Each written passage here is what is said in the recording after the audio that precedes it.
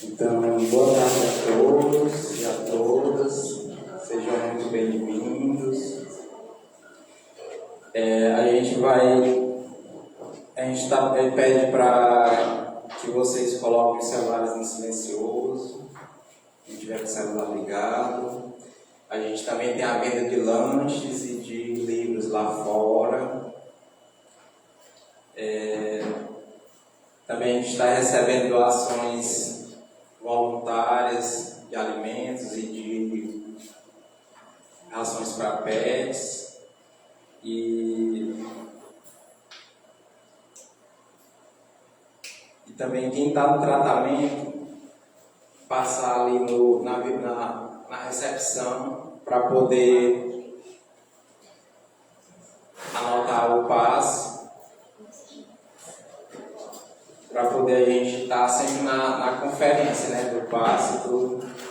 Aí depois a pessoa diz assim, já tomei dos 10, já tomei dos 5, e aí ali não está sendo conferido.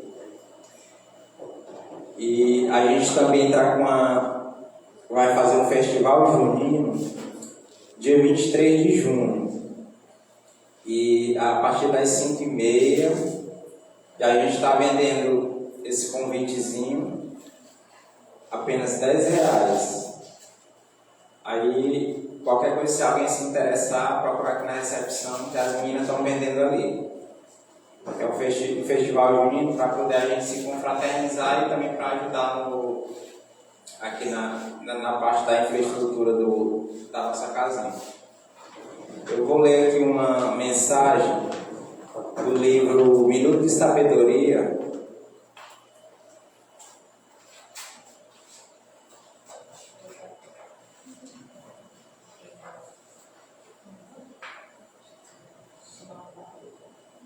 página 178. Não se deixe abater pela tristeza. Todas as dores terminam. Aguarde que o tempo, com suas mãos cheias de bálsamo, traga o alívio. A ação do tempo é infalível e nos guia suavemente pelo caminho certo, aliviando nossas dores. Assim como a brisa leve abranda o calor do verão, mais depressa do que supõe, você terá resposta na consolação que necessita. Seja humilde. A vaidade é o pior dos defeitos, porque engana a nós mesmos. Porque mais que seja sábio, há sempre alguém mais sábio que você. Por mais forte que seja, haverá mais forte. Portanto, seja humilde. Envaidecer de que a vaidade nos faz perder o sentido das proporções e acabamos caindo no ridículo porque nos enganamos a nós mesmos. Então, a partir dessa leitura, a gente vai fazer a nossa prece inicial. Nós possamos fechar nossos olhos, rogar a Jesus Cristo, a Mãe Maria de Nazaré, e a toda a equipe bendita de Xírica que já se faz presente, que eles possam harmonizar os nossos corações, os nossos pensamentos e sentimentos, e depositar em cada um de nós os fluidos de amor, de paz e de esperança, alimentando em nós a nossa fé durante esses momentos de fraqueza que sempre ultrapassamos nessa nossa caminhada. Que os Espíritos bondosos possam intuir e instruir a nossa irmã Graciane, que irá proferir o Evangelho da tarde de hoje. Senhor Jesus, Mestre amado, nos ilumine, nos proteja e permaneça conosco, hoje e sempre. Que assim seja, graças a Deus.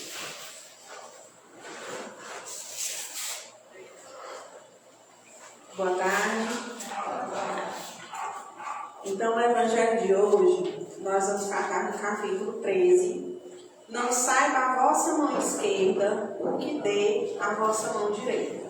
Para que a gente já tenha uma ideia do que nós vamos trabalhar dentro desses itens do nosso evangelho, a gente precisa começar a entender que a doutrina espírita, que tanto defende a questão da caridade, ela faz a gente ressignificar bastante o entendimento que a gente tem do que é caridade e do que é ser caridoso. O óbolo da viúva. Estando Jesus sentado defronte do gasofilácio, ao observar de que modo se lançava ali o dinheiro, viu que muitas pessoas ricas o deitavam em abundância. Nisso, veio também uma pobre viúva, que apenas deitou 2 pequenas moedas no valor de 10 centavos cada uma. Chamando então seus discípulos, Jesus disse-lhes: em verdade vos digo, que esta pobre viúva deu muito mais do que todos os que antes puseram suas dádivas no gasofilácio. Por isso que todos os outros deram do que lhes abunda, ao passo que ela deu tudo que lhe faz falta. Deu mesmo tudo que tinha para seu sustento. Então vamos imaginar essa cena. Jesus Cristo está lá diante de um templo onde eram feitas oferendas e começou a observar o comportamento das pessoas. E aí ele viu que aqueles que eram providos financeiramente chegavam lá, colocavam dinheiro de qualquer forma e saíam. E que aquela viúva chegou com as suas 2 únicas moedas, com 20 centavos de moedas, e doou. Imaginem se fosse aqui nesse momento. Se a gente fosse realmente dar uma oferenda em termos de dinheiro, a gente não fica observando o que é que o outro vai dar? Não é verdade? E aí essa preocupação em até nesse momento tentar mostrar quem é que dá mais. Isso ajuda a quem recebe? Sem dúvida nenhuma. Independente do sentimento que acomete aquela pessoa que doou naquele momento, toda forma de doação ela é bem-vinda. Mas isso não é caridade. E vamos entender por quê. Por que Jesus pediu aos discípulos para observarem aquela senhora e disse que o que ela havia doado significava muito mais do que as doações anteriores, que haviam sido muito maiores financeiramente? É o que a gente vê na questão da essência e das nossas intenções. Quando você tem muito, tirar um pouco não faz falta. Agora, quando você tem pouco e se dispõe de todo aquele pouco, o sentido disso, gente, é muito maior. Vamos imaginar, quando a gente doa uma roupa, que a gente já usou ela tudo que tinha para usar, que a gente não tem mais interesse naquela roupa. É diferente de uma determinada situação você tirar literalmente do próprio corpo e servir. E dificilmente a gente vai conseguir fazer isso. Porque nós ainda temos muito internalizado que primeiro eu. E o que é a caridade, o que é que Jesus pede? Primeiro o outro. E esse é um exercício que a gente ainda tem muita dificuldade e ainda está num processo de construção desse entendimento. Mais uma vez, por isso que todos os outros que lhe deram dos que lhe sobrava, ao passo dela que deu o que lhe falta, deu mesmo tudo que tinha para o seu sustento. Se a gente vê alguém fazendo isso, o que a gente vai dizer? Tu é doida, tu vai dar tudo que tu tem e vai ficar sem nada. A gente ainda repreende.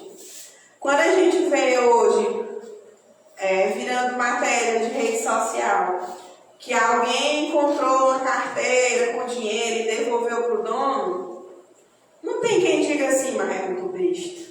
Eu tinha devolvido. A gente ainda critica quem simplesmente fez o que deveria ter feito. Porque quando a gente se apropria de algo que não é nosso, em outro momento a gente também vai passar pela mesma situação de forma inversa. E a gente quer ser sempre o que encontra, mas a gente nunca quer ser aquele que perde. Muita gente reclama por não fazer todo o bem que desejara, por falta de recursos suficientes. E se desejam possuir riquezas e dizem que é para lhes dar boa aplicação. Então a gente vê, ou a gente mesmo pensa da seguinte forma: se eu fosse milionário, se eu tivesse mesmo muito dinheiro, eu ajudaria muitas pessoas. A gente não tem esse pensamento. Quando a gente fala em loteria, mas se eu ganhar na Mega, eu vou dar tanto valor, eu vou doar. E agora, por que não ajuda? Eis a questão, Ricardo. O para depois se resolve. Quando a gente fala de riqueza, o primeiro pensamento que a gente tem é relacionado ao dinheiro. E quais são as verdadeiras riquezas que nós temos hoje, gente? Saúde. Saúde. O que mais? Vamos, turma. Paz, enquanto conhece. Isso, a gente viver num ambiente de paz. Embora pode ser nem tanta paz que a gente precisa, mas vivemos em um ambiente totalmente tranquilo se a gente for comparar com outros lugares do nosso mundo. A nossa família, que a gente esteve juntos aqui há uns dias atrás falando sobre isso. O que mais, gente, a gente pode considerar hoje como riqueza? Tem uma delas importantíssima, perfeita, Estácio. Nosso conhecimento é a sabedoria. Eu vou guardar a Estácio para me mexer nela daqui a pouquinho. Para a gente estar aqui agora, a gente está abrindo mão do quê? Hã? Pronto, pode dar um chocolate para minha filha, acertou. Do nosso, te vira, Estácio. Do nosso tempo. A gente não percebe, e essa leitura me fez pensar muito sobre isso, sobre essa questão do nosso tempo. A gente ouve muito dentro da casa espírita que quando a gente reencarna, a gente não sabe, mas a gente já vem com a data de chegada e já está lá escrito no nosso passaporte a data do retorno. Então, o tempo é uma coisa que a gente não tem e que nunca vai ter de sobra. E de todo o tempo que a gente tem, aonde a gente tem aplicado? Vamos tomar a ideia de valor do dinheiro pelo valor do tempo. Onde é que a gente tem investido o nosso tempo? A boa parte do nosso tempo. Da hora que acorda, a hora que a gente vai dormir. O que a gente passa mais tempo fazendo? Reclamando. Reclamando também. No celular, fazendo mais o quê?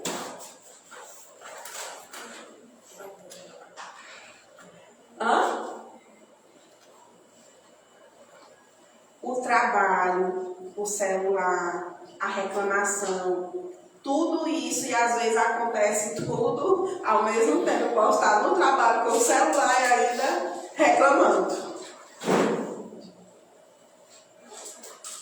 Hoje, quando alguém tira do tempo para nos dedicar, ele lhe deu uma grande riqueza. Hoje, por conta do celular, por conta do trabalho, o nosso tempo ele vem ficando cada vez mais reduzido. E às vezes, mesmo quando sobra um pouquinho de tempo, a gente aplica onde? No celular. Quando a gente chega em casa, quando a gente sai de casa, a gente sempre investe esse tempo em várias outras coisas que nem sempre elas vão ter um retorno, porque a gente não investe para ter retorno. Tem uma mensagem que eu acho muito bonita, que a gente geralmente ouve em reunião de pais, que é o nó do afeto. Talvez vocês já até tenham ouvido. O nó do afeto, ele fala de um pai que era agricultor e que saía de casa entre 4h30 e 5 da manhã, o filho estava dormindo, e quando ele retornava da roça, o filho novamente já estava dormindo. Então ele não conseguia ver o filho acordado. Todas as noites, quando ele chegava do trabalho, ele ia até o quarto do filho, dava um beijo, dizia o quanto ele amava, que tudo que ele fazia era pensando nesse filho e dava um nó no lençol dele. Quando o filho acordava, que via o nó no lençol, era a forma do pai dizer: eu te amo e eu estou aqui. Então, todos os dias eles faziam isso. O pai dava um nó no lençol quando chegava, para o filho saber que ele tinha estado ali no quarto com ele e tinha dito tudo o que ele sabia em relação ao amor e ao que o pai desejava para ele. Então, assim, faltou tempo, mas ele buscou uma forma de dizer para o filho o quanto ele era amado. E às vezes a gente tem 10 minutos, 15 minutos, mas a gente não tem tempo. Na verdade, é porque a gente não está sabendo utilizar essa nossa grande riqueza, que é o tempo. Então vamos imaginar que quando a gente faz essa caridade, essa doação, hoje, muito mais importante do que você doar dinheiro, é a gente conseguir doar o nosso tempo. Então, quando a gente tem a permissão de Deus para termos hoje saúde e condições de chegarmos até aqui, a gente está fazendo o quê? O investimento do nosso tempo. É sem dúvida louvável a intenção, e pode até em alguns ser sinceras. Dar-se-á, contudo, seja completamente desinteressada em todos. Quando a gente diz lá, se eu ganhar na Mega Sena, olha, eu fazia uma doação. E aí vamos imaginar que hoje caiu na nossa conta R$1 milhão. Foi a primeira coisa que a gente vai pensar. É na doação? Não. É não. Botar na conta errada. Nem que tenha caído na conta errada, mas se está lá na minha conta, se é meu, eu vou fazer o quê? Em primeiro lugar, eu vou satisfazer a quem? A mim. E aí, se sobrar e se der certo, aí a gente vai lembrar da promessa que disse lá, se eu ganhasse tanto, eu ia ajudar determinadas pessoas. E aí a gente para mais uma vez para refletir sobre as nossas intenções. O que a gente ouve dizer sobre intenção? De boas intenções, o inferno está cheio. O bom é que eu posso enganar, aliar com as minhas boas intenções. Eu posso dizer e ela pode piamente acreditar. O problema é que no Espiritismo nada fica guardado. Porque a leitura que Deus faz, a leitura que os Espíritos fazem, é justamente de tudo aquilo que a gente realmente sente. Então, a intenção da boca para fora, ela pode passar batido aqui. Mas jamais essa intenção ela vai passar batido no mundo espiritual. Até porque, mais uma vez, se a minha boca fala do que está cheio o meu coração, essa é a forma que a gente tem para sintonizar com o mundo espiritual. Então não precisa a gente estar falando coisas ruins. Se lá no meu coração o que é ruim está lá impregnado, com quem que eu vou sintonizar? Com espíritos que têm aquele mesmo problema, que têm aquela mesma dor. Da mesma forma, até a questão do nosso silêncio, quando o nosso coração ele está lá povoado de paz, povoado de boas, verdadeiras boas intenções, isso também vai ser o que vai ser utilizado para ser a nossa sintonia com o mundo espiritual. Não haverá quem desejando fazer bem aos outros, muito estimaria poder começar por fazê-lo a si próprio, por proporcionar a si mesmo alguns gozos, mas por usufruir de um pouco do supérfluo que lhe falta, pronto a dar aos pobres o resto. Quando a gente fala de ajudar os outros, ainda tem outra qualificação para a gente observar. Quem são os outros? Em primeiro lugar, a gente ajudaria quem? Os familiares que estão mais próximos. Numa segunda categoria de ajuda, colocaríamos quem? Vizinhos. Os vizinhos, os amigos. Será que ia chegar lá na categoria inimigos? Final. Não chegaria. Se ajudar quem a gente está gostando já não está assim, muito na moda, principalmente ajudar aqueles a quem a gente não tem tanta simpatia. E aí vem outro ponto para se refletir. Gostar de quem gosta da gente é muito fácil. Considerar o outro uma extensão de mim é mais fácil quando esse outro ele realmente está aqui na minha roda familiar, na minha roda de amizades, naquelas pessoas com quem eu tenho afinidade.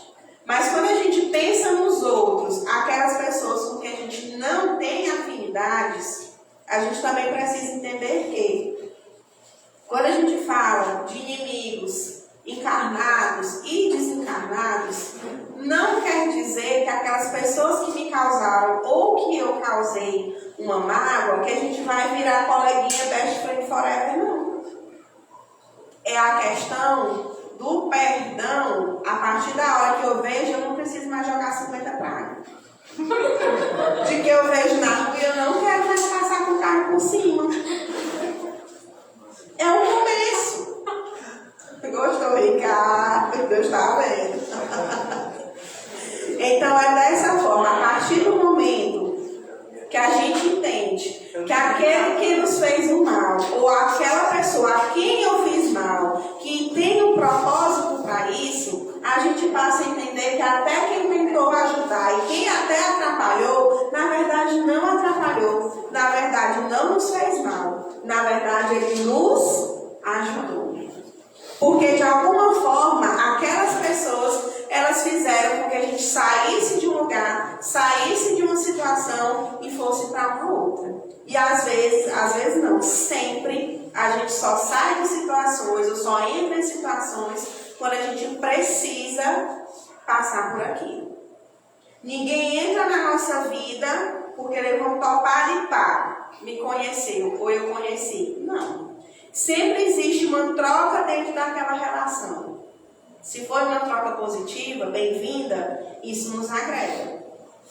E se for uma relação de perda, de frustração, era a lição que eu precisava para entender aquilo de uma outra situação. Então, sempre, ganhando ou perdendo, na verdade, a gente sempre ganha. Porque quando a gente ganha, não ganha de forma, vamos dizer, afetuosa, a gente ganha um aprendizado, que às vezes nos impulsiona muito mais. Mas quando a gente quer dar uma de menino no supermercado que quer uma coisa,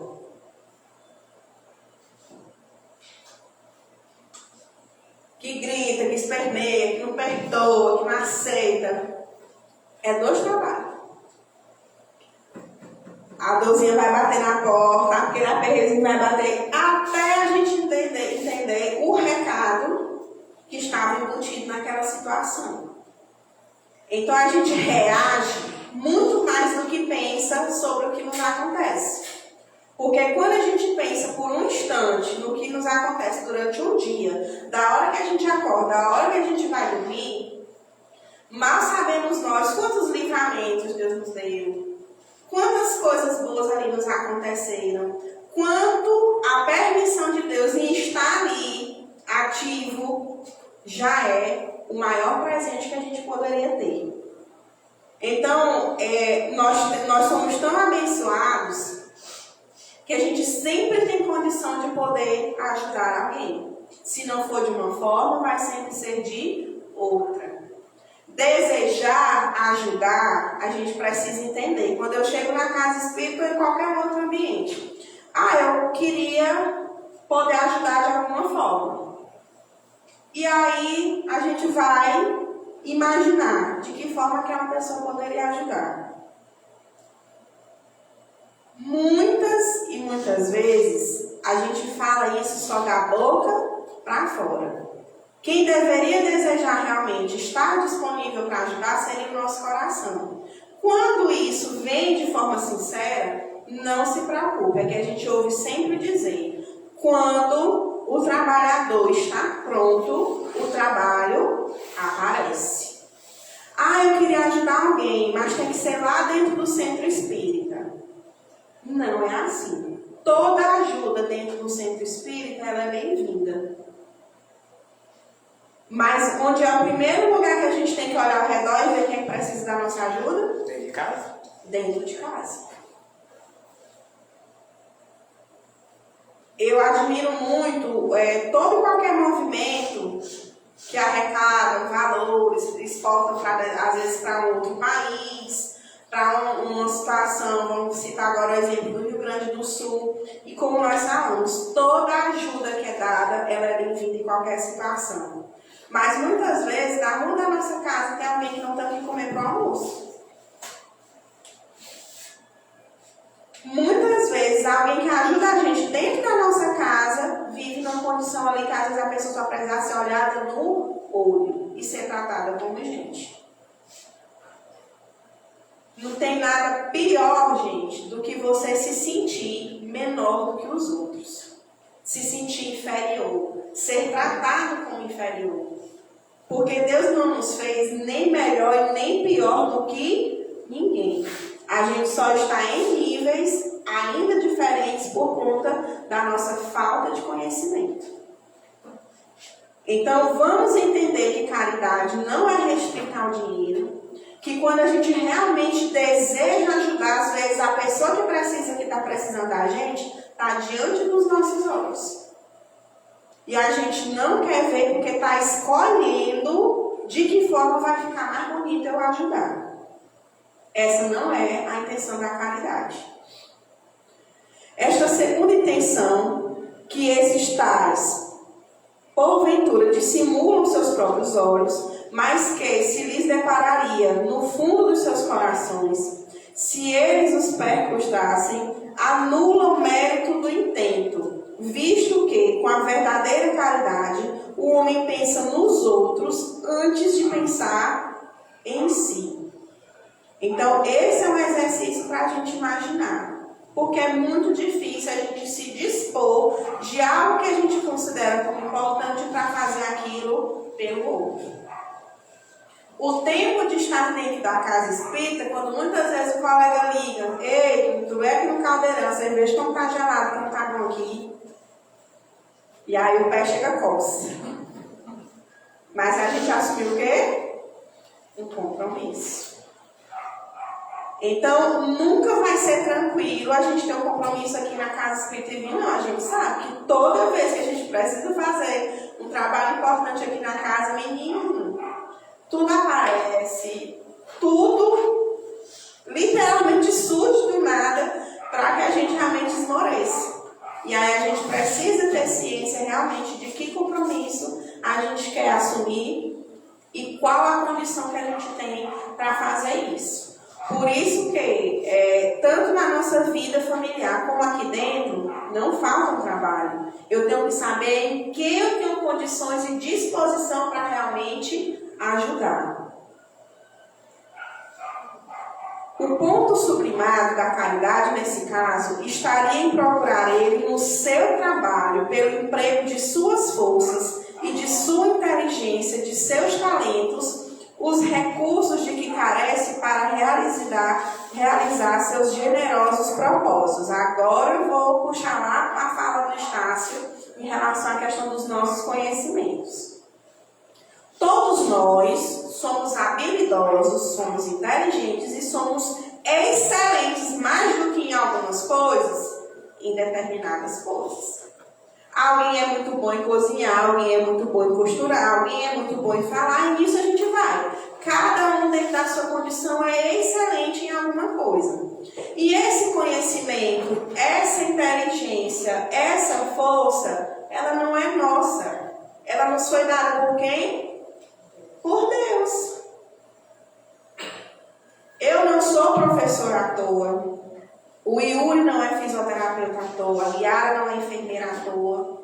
Cada um, dentro da sua condição, tem uma missão pelo trabalho que exerce.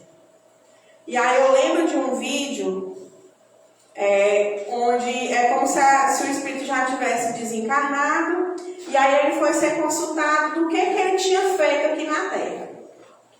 O primeiro disse, eu formei não sei quantas mil pessoas, não sei quantos doutores, esse doutor foi não sei para onde. O outro veio, eu mexi na economia do país, eu fiz render não sei quantos milhões.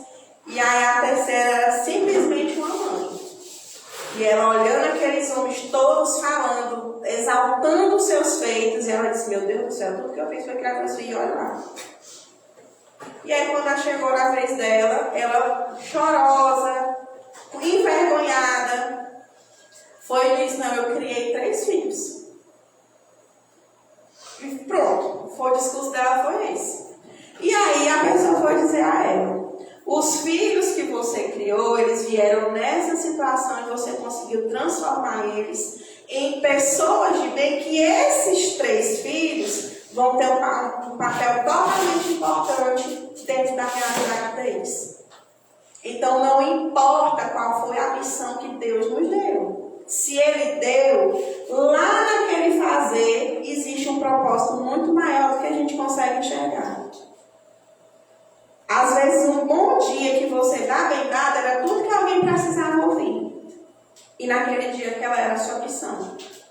Atender alguém, conversar com alguém, silenciar e fazer uma prece por alguém. Às vezes é tudo que num dia a gente precisa fazer. E a gente só fica imaginando que a gente vai tirar uma espada, embanhar uma espada e vai salvar o mundo. Não é dessa forma. A gente não transforma nada pensando no que é grande. A gente só consegue transformar de pouquinho o que a gente vive. E isso, somado, é que vai ter uma força muito maior do que a gente pode imaginar. E quando a gente fala do trabalho, da força, da inteligência, dos nossos dons, que é um termo que a gente costuma falar, eu lembro de uma outra história, que é a lição da borboleta. A borboleta chegou, a lagartinha, na verdade, chegou o período que ela comeu e ela ia fazer o casulo para passar por aquele período até que ela se transforme em quê? Em borboleta. No dia que ela começou a rasgar o casulo, tinha o senhor sentado lá na praça e ficou olhando aquela poça acabar de fazer força e não conseguia fazer a força, sacudir aquele casulo e o máximo que ela conseguiu foi fazer um pequeno buraco. O que o homem, na sua ignorância, fez? Deixou a julgar. Aí ele foi lá, cortou o casulo da pobre da borboleta e ela nunca se transformou numa borboleta. Quando ela caiu do casulo, as asinhas dela estavam todas murchas. E ela não conseguiu abrir as asas. Por quê? Era a força, era o esforço que ela ia fazer para sair do casulo que ia liberar aquele fluido para as asas dela e dar força para ela poder voar. Como o esforço dela foi poupado, ela não conseguiu chegar no propósito dela. Então a gente tem que ter certeza que se está difícil, se está doloroso, se o caminho está cheio de pedras, é porque está dando certo.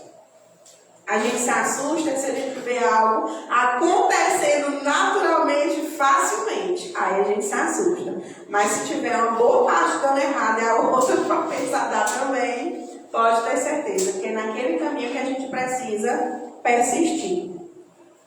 Haveria nisso o sacrifício que mais agrada ao Senhor. Infelizmente, a maioria vive a sonhar com os meios de mais facilmente se enriquecer de súbito e sem esforço correndo atrás de quimeras, quais a descoberta de tesouros, de uma favorável sobra aleatória, do reconhecimento de inesperadas heranças. Vocês já tiveram a alegria de encontrar no bolso ou na bolsa um dinheiro que você tinha esquecido que tinha botado lá? Bom demais.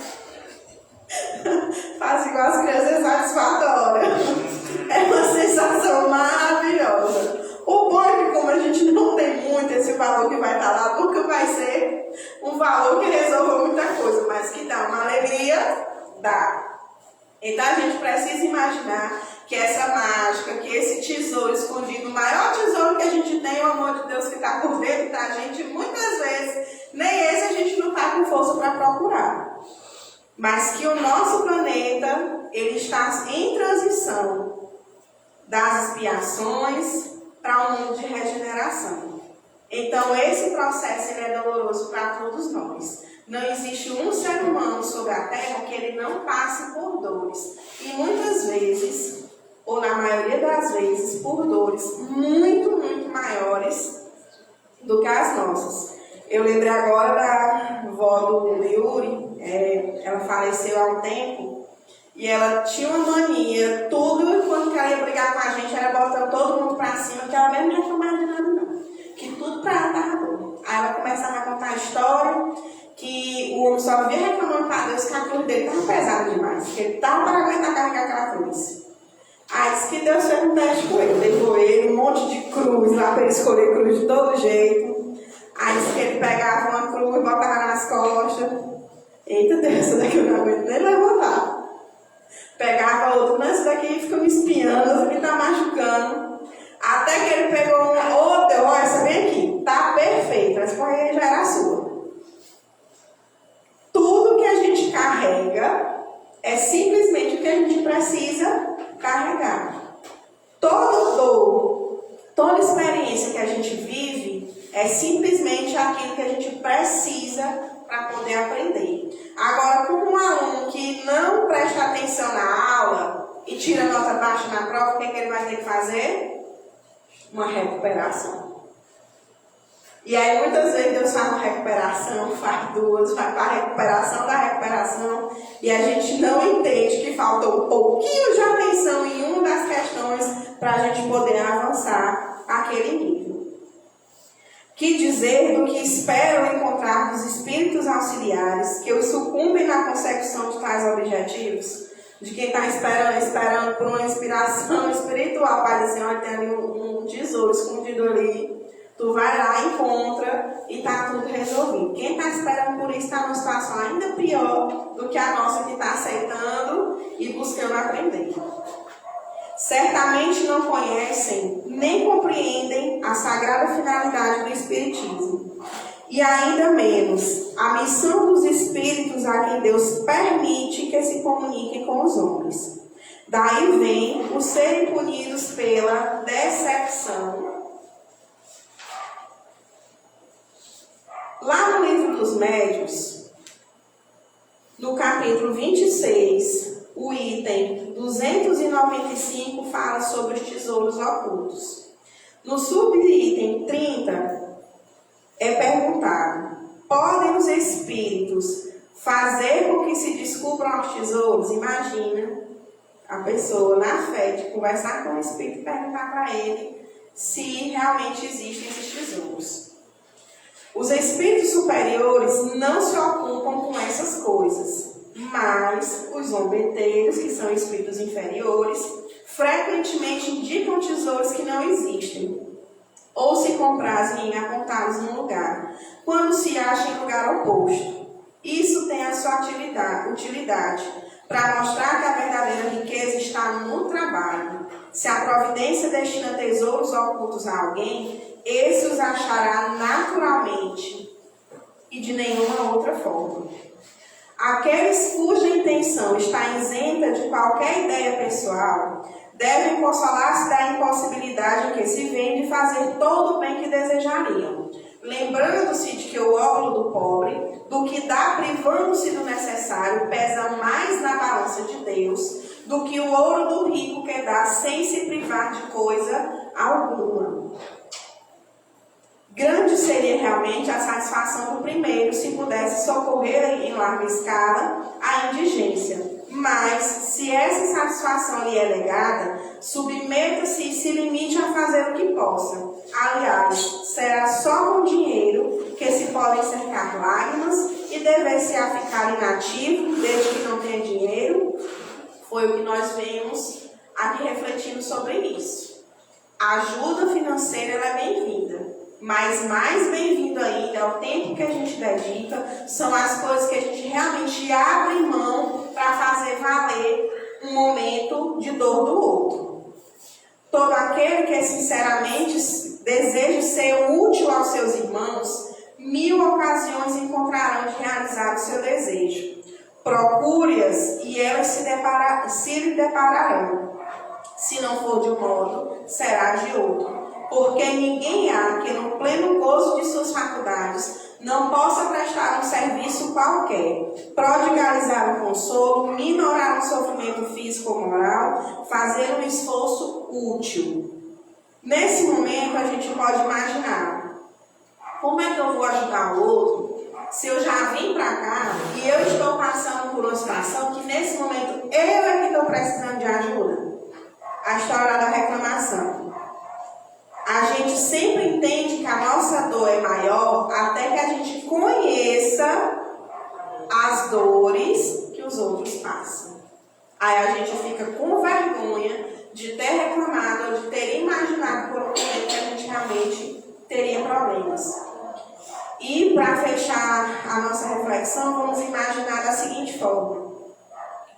Quando eu tenho um problema e eu só penso sobre ele, eu passo o dia reclamando sobre ele, preocupada sobre ele, quanto mais energia a gente coloca naquilo, mais aquilo cresce. E a gente pode fazer o teste. Guardar no armário, na gaveta, aquele problema que a gente está passando.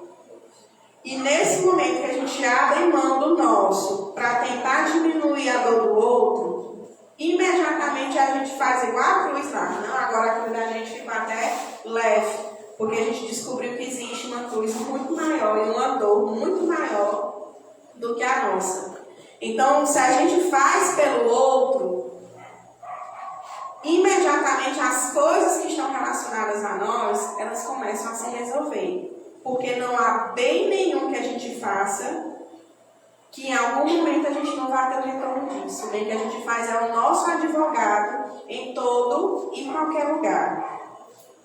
Não dispõe todos a falta de dinheiro no seu trabalho, do seu tempo, do seu repouso, para de tudo isso dar uma parte ao próximo. E lembrando que o próximo, o outro, não são apenas aqueles a quem a gente deseja e tem afeto. Também está a dádiva do pobre, o óbolo da viúva. Então, o óbolo, aquela doação, aquilo que foi entregue, foi feito de coração. E aí a gente vai observar o que vale em cada ação nossa, em cada pensamento nosso, é o que realmente a gente deseja com aquilo. No silêncio, uma prece por quem precisa. Vendo a realidade das pessoas que estão ao nosso redor e descobrindo que realmente a gente pode fazer por quem está do nosso lado, é o único e o principal exercício que a gente precisa fazer para amenizar as nossas próprias dores. Então eu agradeço a todos vocês por mais uma vez poder estar aqui. E aí a gente vai dar continuidade. O Estácio tem vibração agora, Estácio?